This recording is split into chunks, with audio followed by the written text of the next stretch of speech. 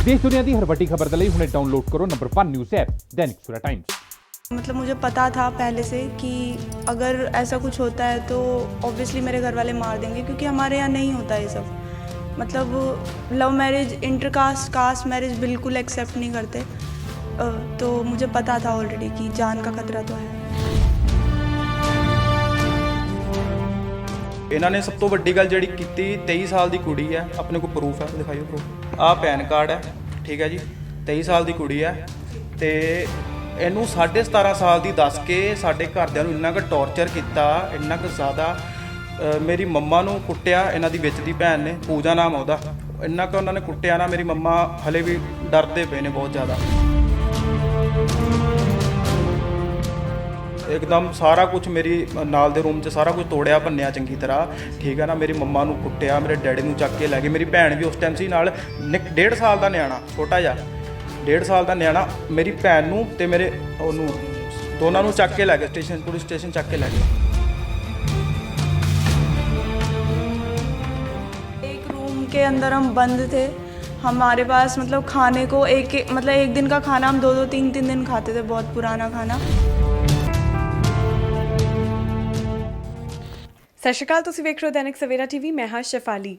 ਪਿਆਰ ਦੀ ਗੱਲ ਕਰੀਏ ਤਾਂ ਅਜਿਹਾ ਅਹਿਸਾਸ ਹੈ ਜੋ ਹਰ ਕਿਸੇ ਨੂੰ ਹੁੰਦਾ ਹੈ, ਪਰ ਅੱਜ ਕੱਲ੍ਹ ਦੇ ਟਾਈਮ ਦੇ ਵਿੱਚ ਜਿੱਥੇ ਅਸੀਂ ਬਹੁਤ ਫਾਸਟ ਫਾਰਵਰਡ ਚੱਲ ਰਹੇ ਹਾਂ, ਇਸ ਜ਼ਿੰਦਗੀ ਵਿੱਚ ਇੱਕ ਦੂਸਰੇ ਦੇ ਨਾਲ ਅੱਗੇ ਵੱਧ ਰਹੇ ਹਾਂ, ਉਸ ਤਰੀਕੇ ਦੇ ਨਾਲ ਮੁਸ਼ਕਿਲਾਂ ਵੀ ਬਹੁਤ ਆਉਂਦੀਆਂ ਨੇ। ਅਤੇ ਲਵ ਮੈਰਿਜ ਜੋ ਕਿ ਆਮ ਹਜੇ ਵੀ ਕੁਝ ਇਲਾਕਿਆਂ ਵਿੱਚ ਨਹੀਂ ਮੰਨੀ ਜਾਂਦੀ ਹੈ, ਸੋ ਅਜਿਹਾ ਹੀ ਸਬੂਤ ਲਵ ਮੈਰਿਜ ਦਾ ਜੋ ਕਿ ਆਮ ਹਜੇ ਤੱਕ ਨਹੀਂ ਮੰਨੀ ਜਾਂਦੀ ਅਤੇ ਲੋਕਾਂ ਦੇ ਨਜ਼ਰੀਏ ਦੇ ਖਿਲਾਫ ਨਜ਼ਰ ਆਉਂਦੀ ਹੈ। ਸਾਡੇ ਨਾਲ ਅਜਿਹੇ ਦੋ ਸ਼ਖਸ ਮੌਜੂਦ ਨੇ ਜਿਨ੍ਹਾਂ ਨੇ ਵਿਆਹ ਕਰਾਇਆ, ਪਰ ਉਹਨਾਂ ਦੀ ਲਵ ਮੈਰਿਜ ਹਜੇ ਵੀ ਕਿਤੇ ਨਾ ਕਿਤੇ ਉਹਨਾਂ ਦੇ ਆਪਦੇ ਹੀ ਘਰਦਿਆਂ ਨੂੰ ਰੜਕਦੀ ਪਈ ਹੈ। ਸਤਿ ਸ਼੍ਰੀ ਅਕਾਲ ਜੀ। ਸਤਿ ਸ਼੍ਰੀ ਅਕਾਲ ਜੀ। ਤੇ ਮੇਰਾ ਨਾਮ ਗੌਰਵ ਹੈ, ਇਹ ਮੇਰੀ ਵਾਈਫ ਰਚਨਾ। ਤੇ ਅਸੀਂ ਵਿਆਹ ਕਰਾਇਆ ਜੀ ਘਰਦਿਆਂ ਦੀ ਮਰਜ਼ੀ ਦੇ ਖਿਲਾਫ ਕਰਾਇਆ। ਇਹ ਕੁੜੀ ਦੇ ਘਰ ਦੇ ਕਿਸ ਬਿਲਕੁਲ ਹੁੰਦਾ ਹੈ ਇੱਦਾਂ, ਨਰਵਸ ਹੋਣਾ ਵੀ ਚਾਹੀਦਾ ਮੇਰੇ ਖਿਆਲ ਨਾਲ। ਕਿਸ ਤਰੀਕੇ ਦੇ ਨਾਲ ਤੁਹਾਡਾ ਵਿਆਹ, ਕਿਉਂਕਿ 3 ਤਰੀਕ ਨੂੰ ਹੋਇਆ ਵੈ, ਉਸ ਤੋਂ ਬਾਅਦ ਕਿੱਦਾਂ ਦੀ ਰਹੀ ਹੈ ਤੁਹਾਡੀ ਜਰਨੀ?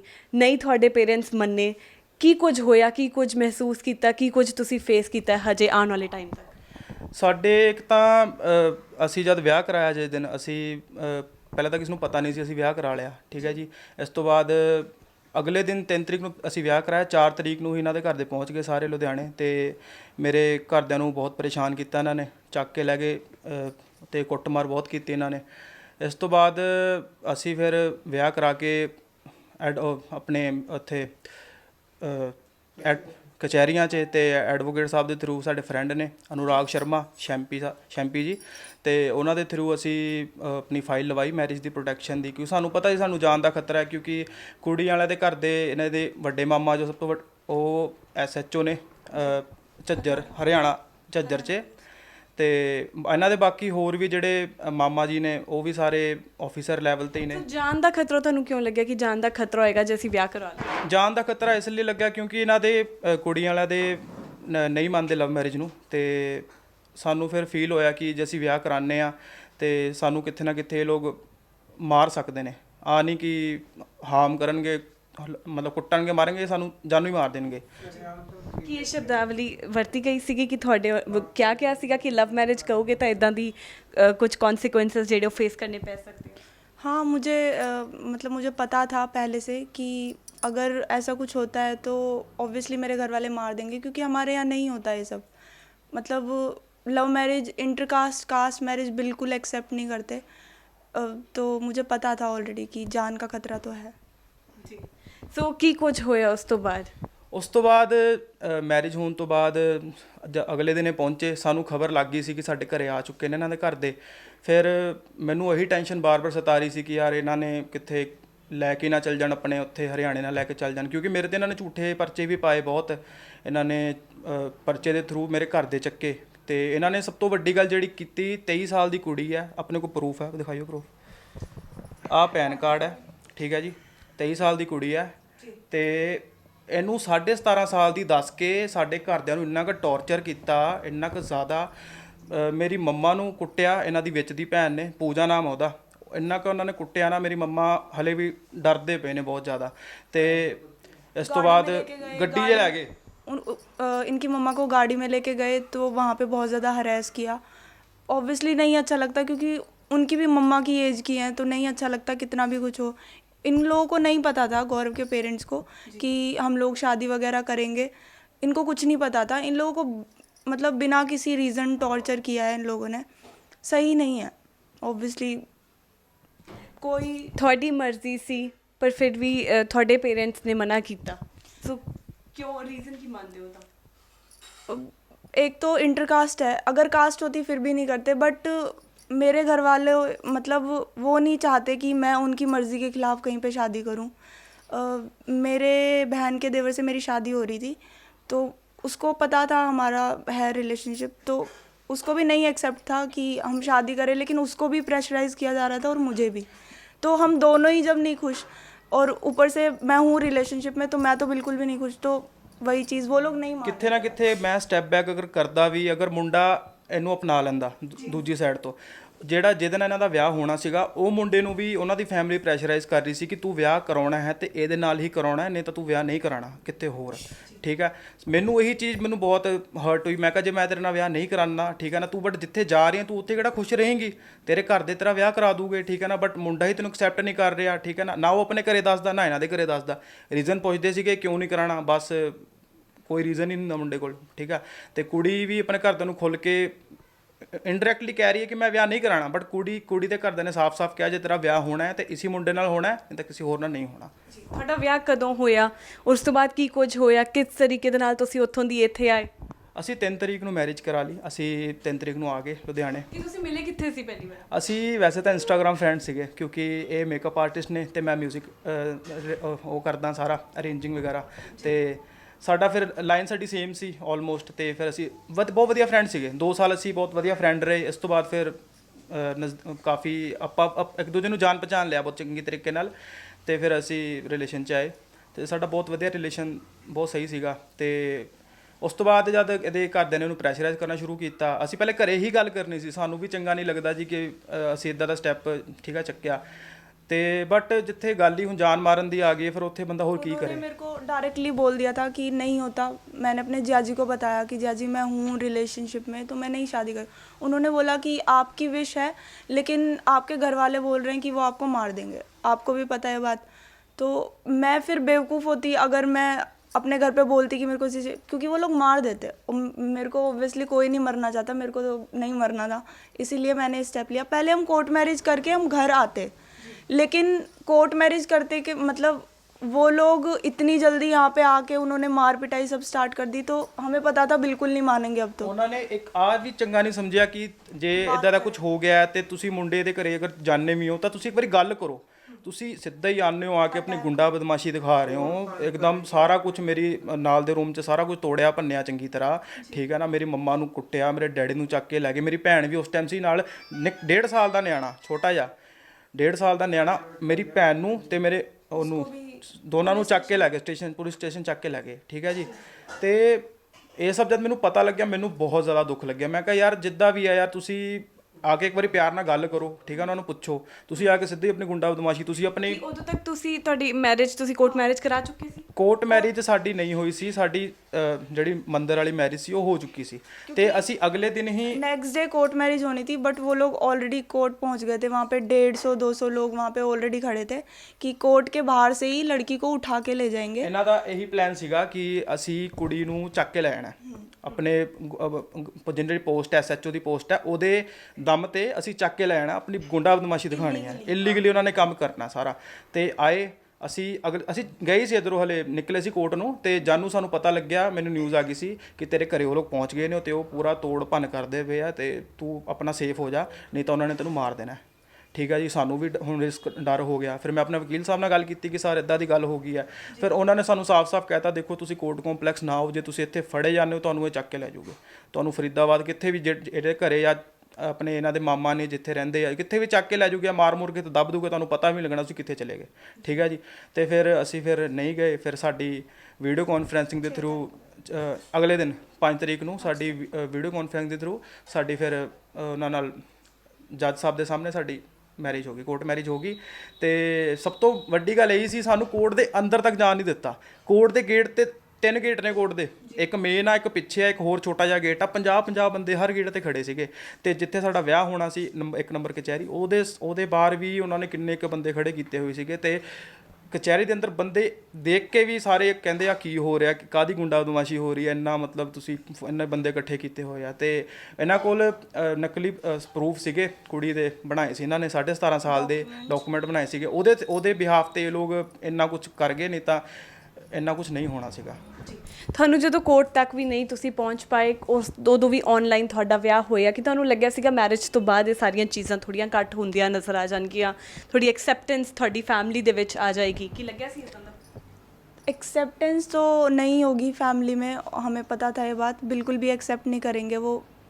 तो ਸਾਨੂੰ ਦੇਖੋ ਪਤਾ ਮੈਮ ਕੀ ਗੱਲ ਹੈ, ਸਾਨੂੰ ਕੋਈ ਪ੍ਰੋਬਲਮ ਨਹੀਂ ਆ ਜੇ ਨਹੀਂ ਵੀ ਮੰਨਦੇ, ਕਿਉਂਕਿ ਅਸੀਂ ਦੋਨੋਂ ਇੱਕ ਦੂਜੇ ਨੂੰ ਪਿਆਰ ਕਰਦੇ ਹਾਂ ਤੇ ਅਸੀਂ ਨਾਲ ਰਹਿ ਰਹੇ ਹਾਂ, ਖੁਸ਼ ਰਹਿ ਰਹੇ ਹਾਂ। ਠੀਕ ਹੈ ਜੀ, ਤੁਸੀਂ ਇਹਨਾਂ ਨੇ ਕੁੜੀ ਤੋਰਨੀ ਸੀ, ਠੀਕ ਹੈ ਨਾ, ਵੈਸੇ ਵੀ ਕਿਤੇ ਨਾ ਕਿਤੇ, ਤੇ ਜਿੱਥੇ ਜਾਂਦੀ ਉੱਥੇ ਵੀ ਕੁਛ ਨਹੀਂ ਰਹਿੰਦੀ, ਕੀ ਫਾਇਦਾ। ਤੇ ਹੁਣ ਮੇਰੇ ਨਾਲ ਰਹਿ ਰਹੀ ਹੈ, ਮੈਂ ਕੁੜੀ ਨੂੰ ਪੂਰਾ ਖੁਸ਼ ਰੱਖ ਰਿਹਾ, ਠੀਕ ਹੈ ਜੀ, ਪੂਰਾ ਇਹਦਾ ਖਿਆਲ ਰਿਹਾ, ਜਿੰਨਾ ਮੇਰੇ ਤੋਂ ਹੋ ਰਿਹਾ ਮੈਂ ਉਹਨਾਂ ਕਰਦਾ ਇਹਦੇ ਲਈ, ਠੀਕ ਹੈ ਜੀ। ਤੇ ਹੁਣ ਮੇਨ ਗੱਲ ਇਹੀ ਹੈ, ਇਹਨਾਂ ਦੇ ਫੈਮਿਲੀ ਵਾਲਿਆਂ ਨੂੰ ਮੈਂ ਇਹੀ ਰਿਕੁਐਸਟ ਕਰੂੰਗਾ, ਦੇਖੋ ਜੋ ਹੋ ਗਿਆ ਤੁਸੀਂ ਹੁਣ ਜਾਨ ਮਾਰਨ ਵਾਲੀ ਗੱਲ ਤਾਂ ਰਹਿਣ ਹੀ ਦਿਓ ਕਰਨ ਨੂੰ, ਠੀਕ ਹੈ ਨਾ, ਕਿਉਂਕਿ ਇਹ ਇਲੀਗਲੀ ਕੰਮ, ਗੁੰਡਾ ਬਦਮਾਸ਼ੀ ਕਰਨ ਦਾ ਕੋਈ ਫਾਇਦਾ ਹੈ ਨਹੀਂਗਾ। ਜੇ ਤੁਸੀਂ ਕਰਦੇ ਵੀ ਹੋ ਇੱਦਾਂ ਦੇ ਕੰਮ, ਫਿਰ ਤੁਹਾਡੇ ਲਈ ਵੀ ਕਿਤੇ ਨਾ ਕਿਤੇ ਨੁਕਸਾਨ ਵਾਲੀ ਚੀਜ਼ ਆ। ਤੁਸੀਂ ਆਪਣੀ ਪੋਸਟ ਦਾ ਗਲਤ ਇਸਤੇਮਾਲ ਕਰ ਰਹੇ ਹੋ, ਠੀਕ ਆ, ਤੇ ਕਿਤੇ ਨਾ ਕਿਤੇ ਰੱਬ ਤਾਂ ਦੇਖ ਹੀ ਰਿਹਾ।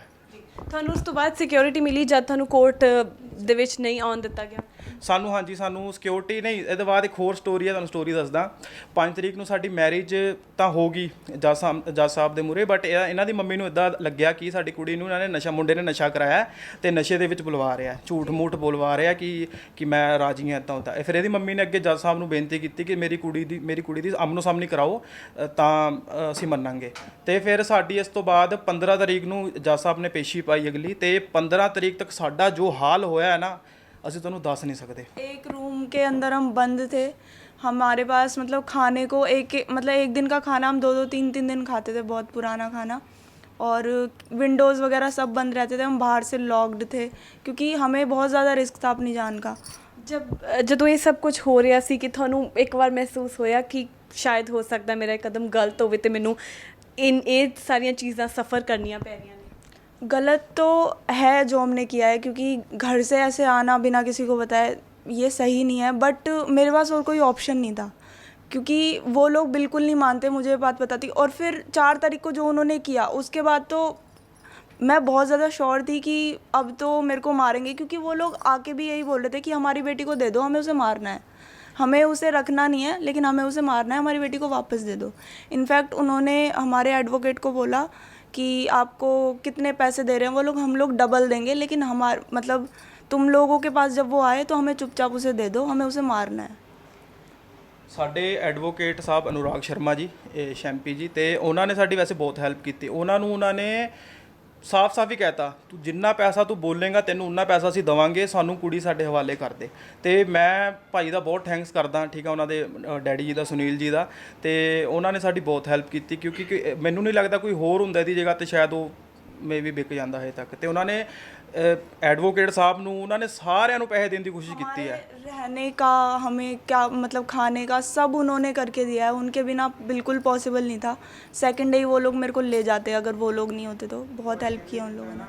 ਕੀ ਲੱਗਦਾ ਹੈ ਹੁਣ ਕਿ ਤੁਸੀਂ ਅੰਦਰ ਹਜੇ ਵੀ ਮਤਲਬ ਤੁਹਾਨੂੰ ਥੋੜਾ ਅੰਦਰ ਘਰ ਤੋਂ ਰਹਿਣਾ ਪੈ ਰਿਹਾ? ਕਿੰਨੇ ਦਿਨ ਹੋ ਗਏ ਵੈਸੇ ਤੁਸੀਂ ਦੋਵੇਂ ਬਾਹਰ ਨਹੀਂ ਨਿਕਲੇ ਹੋ ਜਾਂ ਗਏ ਨਹੀਂ ਹੋ ਬਾਹਰ? 3 ਤਰੀਕ ਨੂੰ ਅਸੀਂ ਆ ਗਏ ਸੀਗੇ ਜੀ, ਤੇ ਅੱਜ ਹੋ ਗਈ ਤੁਹਾਡੀ 17 ਤਰੀਕ। ਹੁਣ ਅਸੀਂ ਬਸ 15 days ਮਤਲਬ ਕੋਰਟ ਤੱਕ ਹੀ ਜਾਂਦੇ ਆ, ਉਸ ਤੋਂ ਇਲਾਵਾ ਅਸੀਂ ਕਿੱਥੇ ਨਹੀਂ ਗਏ ਸੀ। ਘਰ ਦੇ ਅੰਦਰ ਬੰਦ ਆ, ਸਾਨੂੰ ਮਤਲਬ ਇੰਨਾ ਕੁ ਸਾਡੇ ਘਰ ਦੇ ਬਾਹਰ ਗੱਡੀਆਂ ਗੇੜੇ ਮਾਰਦੀ ਹੈ, ਅਣਪਛਾਤੇ ਲੋਕ ਘੁੰਮਦੇ ਨੇ, ਤਾਂ ਹੀ ਸਾਨੂੰ ਗਾਰਡ ਸਾਹਿਬ ਦਿੱਤੇ ਗਏ ਨੇ।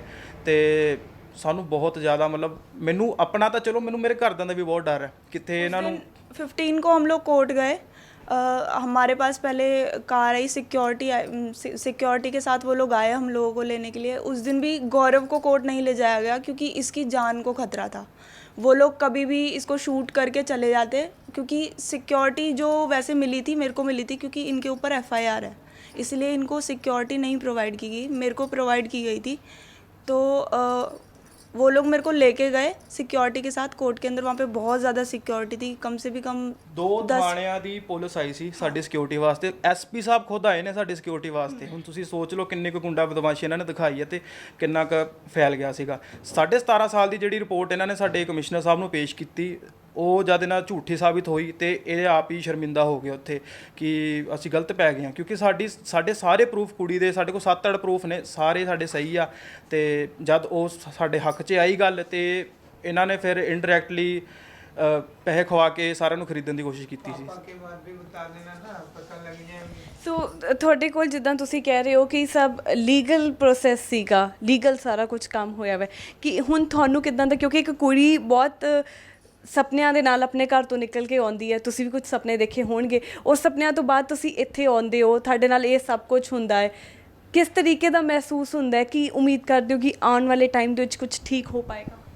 ठीक तो मुझे नहीं लगता मेरे घर वाले कभी मानेंगे, बट जो लाइफ मैंने सोची है ऑब्वियसली अभी इतना कुछ नहीं हुआ क्योंकि उन लोगों ने बहुत ज़्यादा पंगा किया है, बट आई थिंक मैं सेल्फ डिपेंडेंट हूँ और मैं आगे चल के अपने सपने खुद पूरे कर सकती हूँ।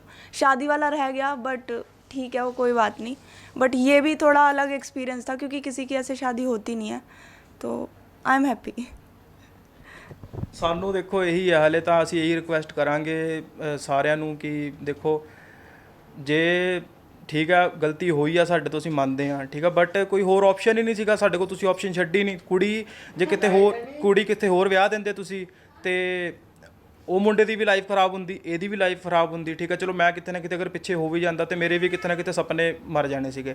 ਤੇ ਇਸ ਤੋਂ ਚੰਗਾ ਅਸੀਂ ਇਹ ਸਮਝਿਆ ਯਾਰ ਅਸੀਂ 3 ਲਾਈਫ ਖਰਾਬ ਕਰਨ ਤੋਂ ਵਧੀਆ ਨਾ ਫਿਰ ਅਸੀਂ ਆਪਸ ਵਿੱਚ ਵਿਆਹ ਕਰਾ ਲਈਏ, ਕਿਉਂਕਿ ਜੇ ਇਹ ਨਹੀਂ ਖੁਸ਼ ਰਹਿੰਦੀ ਫਿਰ ਮੈਨੂੰ ਫਿਰ ਆਟੋਮੈਟਿਕਲੀ ਜੇ ਖੁਸ਼ ਨਹੀਂ ਹੈਗੀ ਤਾਂ ਮੈਨੂੰ ਵੀ ਫੀਲ ਹੋਣਾ ਸੀਗਾ ਕਿ ਇਹ ਕੁੜੀ ਗਲਤ ਚਲ ਗਈ। ਤੇ प्लस मेरा बहुत बड़ा प्रूफ है कि मैं 17 साल की नहीं हूँ। इसका सबसे बड़ा प्रूफ ये है कि मेरे फादर की डेथ 1997 में हुई थी और मेरे मम्मा 2 मंथ्स प्रेग्नेंट थे उस टाइम पे, तो उसके बाद मेरे पापा की डेथ हो गई।